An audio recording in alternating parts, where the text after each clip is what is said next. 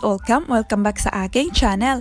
So sa video na to, pag-uusapan natin kung bakit nga ba nakalagay sa ating mga last pay later ay suspended account. Gaya nga nito, your account is suspended due to high detected risk. Please settle your outstanding bills and proceed to close the account. Ayan, so isa sa mga dahilan kung bakit na-suspended ang ating mga last pay later account ay yun yung kapag due date na pero hindi tayo nakapag-settle agad ng ating mga payment. Tapos kapag tumawag naman sila or tinawagan tayo tapos hindi natin nasagot dahil baka busy ka or baka may ginagawa ka. So isa na rin yun sa mga dahilan na magkakaroon tayo ng high detected risk.